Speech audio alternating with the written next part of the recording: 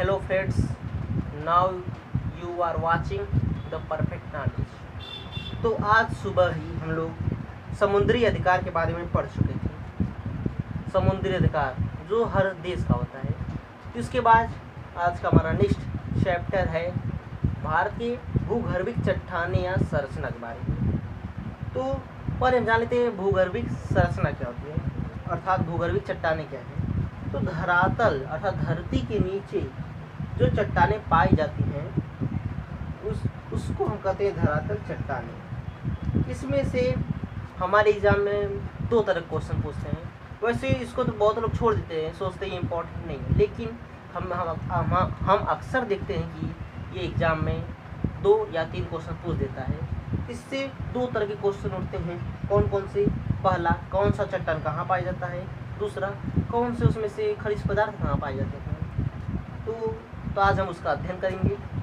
तो पृथ्वी जो गोल है, पहले वो आग का गोला था और बाद में वो ठंडा होकर चट्टानों का निर्माण हुआ। जैसे जैसे वो ठंडा हुआ वैसे वैसे चट्टानों का निर्माण हुआ। तो सबसे पहले तो सभी एक साथ नहीं बने चट्टान, बल्कि एक उसके बाद दूसरा, इसके बाद तीसरा, इसी प्रकार चट्टानें बनते गई। तो सभी एक साथ चट्टानें नहीं बनी। तो सबसे पहले जो हमारा चट्टान बना उसे हम कहते हैं आर्कियन क्रम की चट्टानें, ओके, जो भारत में पाई जाती हैं। तो सबसे पहले ये आर्कियन क्रम की चट्टानें बनी, ओके, जिसको हम लोग कहते हैं आर्कियन समूह, ओके। तो ये जो हम लिखे हैं ये सबसे पहले, फिर उसके बाद जो हुआ उसके बाद जो हुआ उसी क्रम में हम लिखे हुए हैं, एक क्रम से लिखे हैं। जो सबसे पहले उत्पन्न हो से आर्कियन कहते हैं, उसके बाद जो हुआ धारवाड़, इसी प्रकार अंतिम तक दनकन ट्रैप तक हम लोग लाइन से लिखे हैं जो भारत में चट्टानें पाई जाती हैं। तो चलिए हम पहले बात कर लेते हैं आर्कियन क्रम की चट्टानें पर। ये चट्टानें जो हैं तमिलनाडु, नीलगिरी, कर्नाटक, आंध्र प्रदेश, तेलंगाना, महाराष्ट्र, छोटापुर नाग का पठार, छत्तीसगढ़, मध्य प्रदेश, बुंदेलखंड यूपी अर्थात उत्तर प्रदेश तथा अरावली पर्वतमाला में विद्यमान है। क्योंकि ये जो आर्कियन समूह है, आर्कियन समूह जो है यह सबसे पहले पृथ्वी पर पाई गई। ओके, तो आर्कियन समूह के बारे में बस इतनी जानकारी हम लोग के लिए इम्पोर्टेंट है कि ये चट्टानें जो है तमिलनाडु, नीलगिरी, कर्नाटक, आंध्र प्रदेश, तेलंगाना और वो पश्चिम बंगाल, उड़ीसा के पश्चिमी भाग, ओके, के पश्चिमी भाग, झारखंड, छत्तीसगढ़, मध्य प्रदेश, बुंदेलखंड यूपी और ये अरावली के आसपास पाई जाती हैं। अर्थात ये पूरे प्रायद्वीपीय भारत में पाई जाती हैं। तो हमारा जो भारत पहले था ये प्रायद्वीपीय भारत था, और ये सिर्फ मुख्य जो भाग प्रायद्वीपीय भारत है यही था हमारा। अर्थात ये जो त्रिभुज के आकार का बनता है यही हमारा था प्रायद्वीपीय भारत। ये सब तो नदियों से बना, नदियों के पार्टी हम लोग हिमालय में विस्तार से समझेंगे। बाकी ये पूर्वीय जो उत्तरी भारतीय है इसका निर्माण कैसे हुआ। तो हमारा जो पहले भारत था सिर्फ इतना ही था, ओके। तो ये हो गया आर्कियन समूह के बारे में। इसके बाद आता है हमारा धारवाड़ क्रम की चट्टानें। तो ये जो है सबसे समृद्ध चट्टानें हैं, क्योंकि इसमें सभी प्रकार के धातुएं पाई जाती हैं, जैसे लोहा, सोना, मैग्नीज, तांबा, जस्ता और क्रोमियम आदि प्रकार के धातुएं पाई जाती है। इसलिए हम लोग इसको समृद्ध चट्टानें भी कहते हैं। किसको? धारवाड़ क्रम की चट्टानें को, ओके। ये जो है इस तरह की चट्टानें जो है बहुत जगह फैली हुई, जैसे कर्नाटक में धारवाड़, इसका नाम जो है कर्नाटक में धारवाड़ एक जिला है उसी के नाम पे पड़ा, ओके। ये जो कर्नाटक में 3 जगह पाई जाती है, धारवाड़ हुआ, धारवाड़ जिला, बिलहरी जिला और हासपेट जिले में पाई जाती हैं। तो ये छोटा नागपुर पठार में भी पाती हैं और गोदावरी नदी के ऊपरी भाग में भी पाई जाती है। हम लोग नदी भी डिटेल में पढ़ेंगे, ओके। इसके बाद जो और अरावली पर्वत श्रेणी के पास भी पाई जाती है। जैसे एका देखिए बनाया हूँ मैं चित्र में, देख रही देखिए धारवाड़ क्रम के हैं, ये देखिए कर्नाटक के पास का, और ये देखिए अरावली पर्वत यहाँ है, हम लोग पर्वत में पढ़ेंगे, ओके। तो ये अरावली पर्वत के पास भी पाई जाती हैं और यहाँ कर्नाटक में पाई जाती हैं। ये सबसे जो है समृद्ध है, समृद्ध इसको चट्टानें कहते हैं। किसको? धारवाड़ को।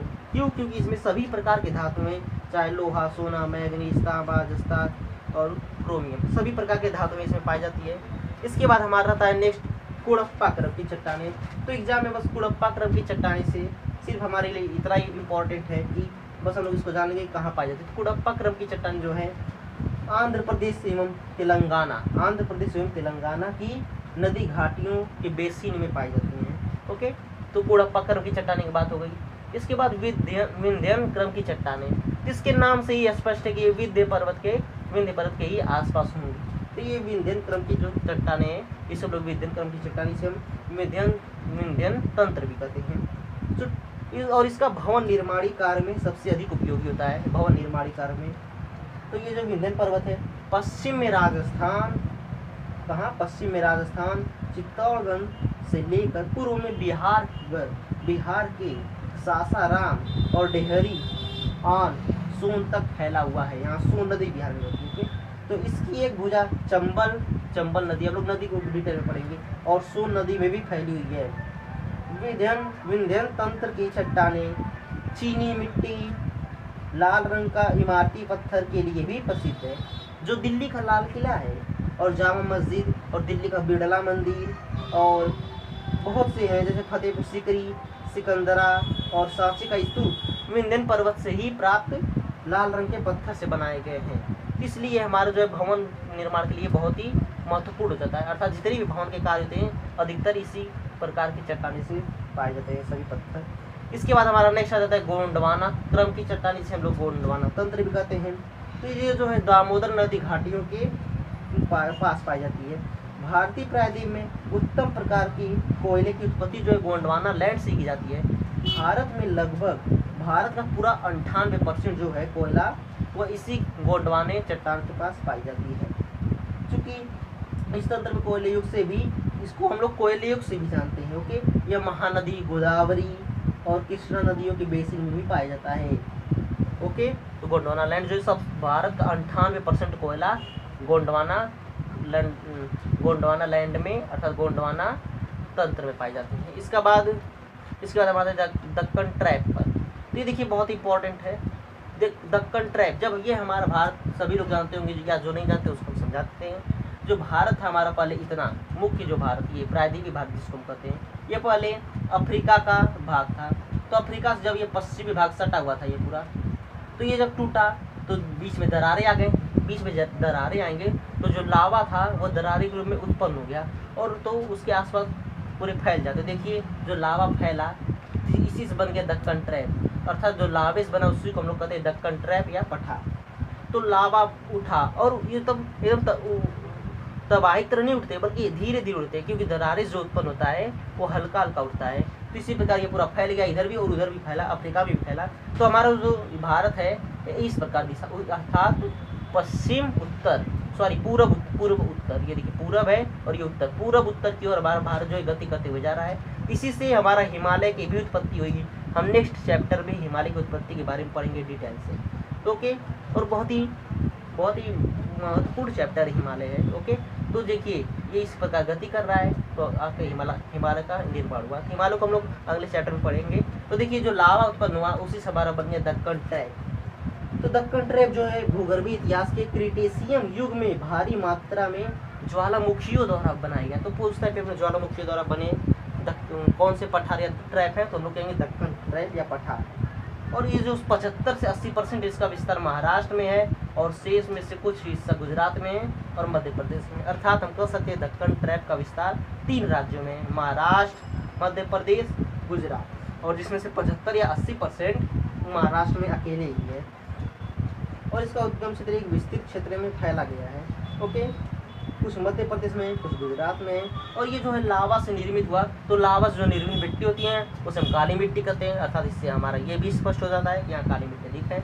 तो हम मिट्टियों को भी अलग से नेक्स्ट चैप्टर मतलब आगे जो चैप्टर आएगा उसमें पढ़ेंगे बहुत बढ़िया तरीके से। तो ये हो गया दक्कन ट्रैप। तो बस इतना ही होता है और यही एग्जाम में हमारे पूछता है। इससे ये 10 मिनट का था और बहुत लोग इसे छोड़ देते हैं, जबकि ये बहुत महत्वपूर्ण पॉइंट है। तो कल हम लोग फिर मुलाकात होगी हिमालय पर्वत के साथ। बहुत ही बढ़िया चैप्टर है, आप लोग प्लीज़ नोट बनाइए और उसको ध्यानपूर्वक देखकर लिखिए। हम जो बोलते हैं प्रत्येक वर्ड लिखिए, क्योंकि एग्ज़ाम में कहीं से भी क्वेश्चन बन सकता है। धन्यवाद।